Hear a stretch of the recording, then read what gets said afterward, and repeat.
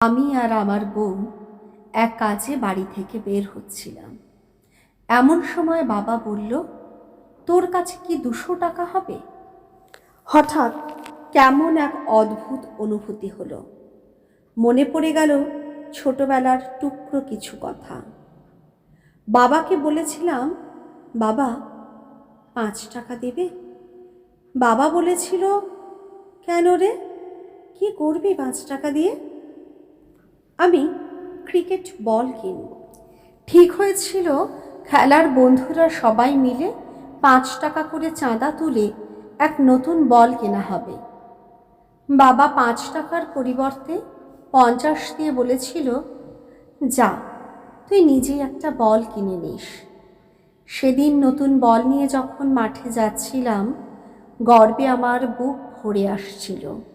নিজের জন্য নয়, এই গর্ব আমার মধ্যবিত্ত বাবার জন্য।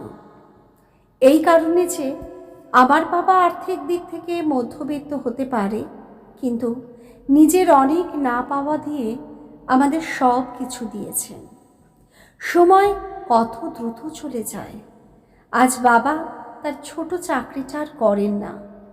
কেন যেন খুব কষ্ট হলো। ওয়ালেটটা বের করে 500 টাকার 4টে নোট বাবার দিকে বাড়িয়ে দিলাম। ঠিক তখনই আমার বউ আমার হাত থেকে নোটগুলো নিয়ে নিল, আর সঙ্গে আমার ওয়ালেটও। ঘটনাটি ঘটায় আমি পুরো স্তম্ভিত। 6 মাস হলো আমার বিয়ে হয়েছে। এই কদিনে ওকে খুব ভালো মনের মানুষ মনে হয়েছিল, যে কিনা আমার পরিবারকে নিজের পরিবার হিসেবে মেনে নিয়েছে। তাহলে কি আমি মানুষ চিনতে ভুল করলাম? এর পরে যেটা ঘটল তার জন্য আমি একদমই প্রস্তুত ছিলাম না। ওয়ালেটে যত টাকা ছিল তার থেকে 100 টাকার মতো রেখে পুরো টাকাটাই রিয়া বাবার হাতে তুলে দিল। বাবা বলল, আরে পাগলি, এত টাকা দিয়ে আমি কি করব? রিয়া বলল, বাইরে গিয়ে তোমার বন্ধুদের সাথে আড্ডা দাও, যা খেতে ইচ্ছে করে খাও। ওর কথা শুনে চোখে জল এসে গেল। চোখের জল আড়াল করেই বেরিয়ে পড়লাম তাড়াতাড়ি। আপনজনের জন্য সময় মতো কিছু করতে না পারলে কিসের এত টাকা পয়সা, কিসের প্রাচুর্য?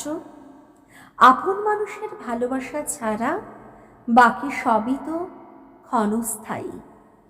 রিয়া আমার হাতে ওয়ালেটটা দিয়ে বলল, শোনো, বাবা মাকে আর কখনো যেন টাকা চেয়ে নিতে না হয়। পৃথিবীতে হয়তো অনেক স্ত্রী তার স্বামীকে বাবা মার থেকে দূরে সরিয়ে নিতে চায়, আর আমার বউয়ের মতো অনেক স্ত্রী আছে যারা শ্বশুর শাশুড়িকে নিজের বাবা মার মতোই ভালোবাসে, আগলে রাখে জীবনে। জীবনে দ্বিতীয়বার গর্বে আমার বুকটা ভরে উঠল। পরম শ্রদ্ধা আর ভালোবাসায় বউয়ের হাতটা যখন ধরলাম, নিজেকে পৃথিবীর সব থেকে ধনী বলে মনে হলো।